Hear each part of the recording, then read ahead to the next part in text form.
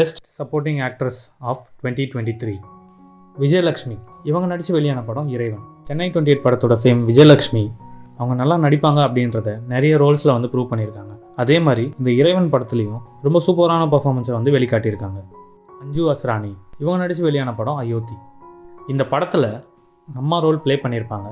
சகிப்புத்தன்மை, பாசம், சோகம், அன்பு இந்த மாதிரி எல்லா இடத்துலையுமே அவங்க நல்லாவே ஸ்கோர் பண்ணியிருப்பாங்க.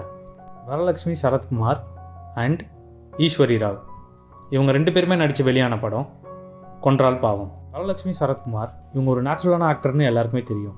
இந்த படத்தில் ஒரு வெஞ்சன்ஸான ஒரு கேரக்டராக இதில் ப்ளே பண்ணியிருப்பாங்க. அவங்களுக்கு சப்போர்ட்டாக ஈஸ்வரி ராவுமே இந்த விஷயத்தை செய்யலாமா வேணாமா கன்ஃபியூஸ்டான ஸ்டேட்டில் இருந்து கிரேஸ் ஷேடான ஒரு ரோலை தான் வந்து அவங்க ப்ளே பண்ணியிருப்பாங்க. லக்ஷ்மி பிரியா சந்திரமௌலி அண்ட் தென்றல் இவங்க 2 பேரும் நடித்து வெளியான படம் தான் சொப்பன சுந்தரி. லக்ஷ்மி பிரியா ரீசெண்ட் டைம்ஸில் நிறைய படங்களில் வந்து நல்ல ரோல்ஸாக சூஸ் பண்ணி நடிச்சுக்கிட்டு இருக்காங்க. அதில் சொப்பன சுந்தரியும் ஒரு நல்ல சாய்ஸ். அதே படத்தில் கருணாகரனுக்கு ஒய்ஃபாக நடித்த தென்றல்ன்றவங்க அவங்களோட பர்ஃபார்மன்ஸை ரொம்பவே நேச்சுரலாக எல்லாரும் நோட்டீஸ் பண்ணுற அளவுக்கு வெளிக்காட்டியிருப்பாங்க. அவங்க விடுதலை பார்ட் 1லேயும் ஒரு சின்ன ரோல் ஒன்று ப்ளே பண்ணியிருப்பாங்க. அதுலேயும் ரொம்ப சிறப்பாகவே பெர்ஃபார்ம் பண்ணியிருப்பாங்க. பார்ட் 2ல் அவங்களோட ரோல் இன்னும் எக்ஸ்டெண்ட் ஆகும் அப்படின்னு சொல்லப்பட்டிருக்கு. பார்ப்போம்.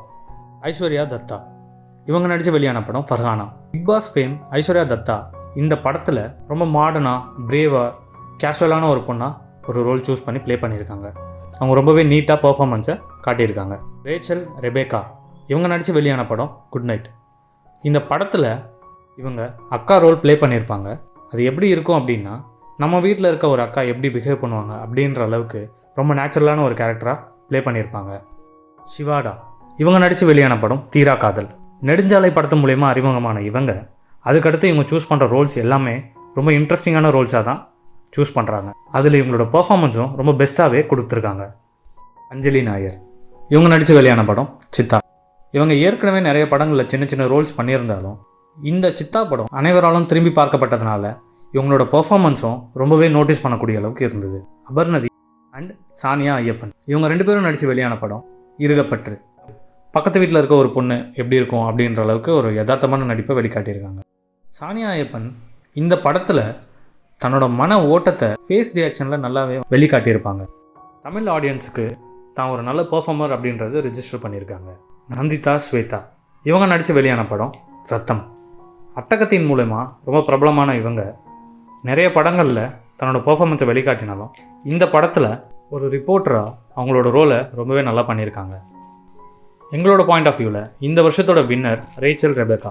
ரீசன் என்னன்னு பார்த்தீங்கன்னா, இவங்களோட ஆக்டிங் ரொம்ப வெகுவாக பாராட்டக்கூடிய அளவுக்கு சூப்பராக பண்ணியிருந்தாங்க. பார்க்குற எல்லாருக்குமே ரொம்ப கனெக்ட் ஆகிற அளவுக்கு இவங்களோட பெர்ஃபார்மன்ஸ் இருந்ததுனால இவங்களோட ரீச் ரொம்பவே அதிகமாக இருந்தது இந்த படத்தின் மூலயமா.